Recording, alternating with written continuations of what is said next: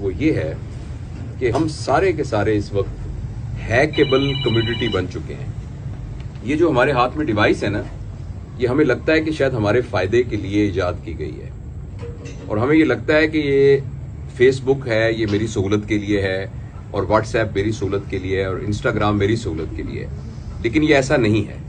आप पीटीसीएल की कॉल करें तो आपको 5-10 रुपए देने पड़ते हैं, किसी को खत लिखें तो आपको 10 रुपए की टिकट लगानी पड़ती है।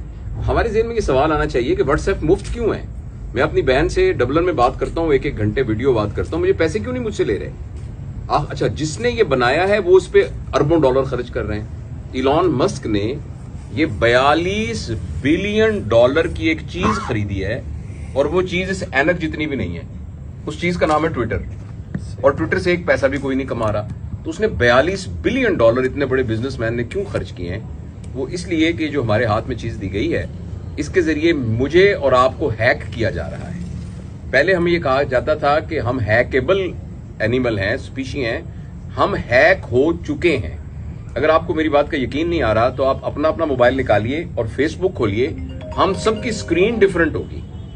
जबकि आप सिनेमा में फिल्म देखने जाएं तो एक ही स्क्रीन होगी, टीवी आप ऑन करें एक चैनल तो, लेकिन ये मेरी और आपकी हर एक की स्क्रीन डिफरेंट है, इसलिए कि मुझे और आपको हैक किया जा चुका है।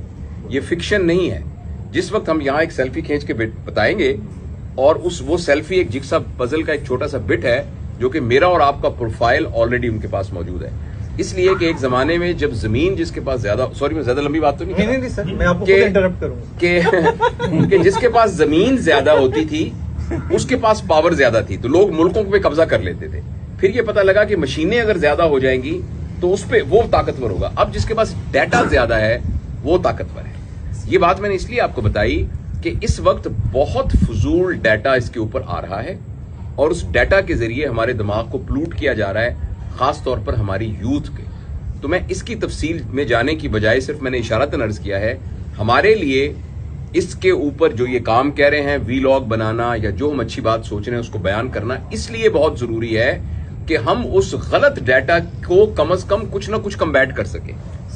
कोई ना कोई अच्छी बात इसके ऊपर नजर आए। दुनिया का तो अब तो ये तो हिस्सा बन गया है, और हमारा भी जिंदगी का हिस्सा है। इसमें अब इसको अपने आप को बचाएं कैसे? देखिए, मुझे तो ये लग रहा है कि बहुत जल्दी इंसानियत ने ये फैसला किया हुआ है, इंसानियत ने इस बुनियाद पर फैसला किया हुआ है कि लोगों का वैल्यू सिस्टम अब ये बन गया है कि जिसके पास पैसा ज्यादा होगा वो ताकतवर होगा। पैसे की अहमियत हमेशा मुआशरे में रही है, लेकिन पैसा वैल्यू सिस्टम के एतबार से टॉप पर नहीं था। वैल्यू उस चीज की थी जो पैसे के बगैर खरीदी जा सकती थी। हम भी कहेंगे कि ईमानदारी की ज्यादा वैल्यू है पैसे से, सच्चाई की।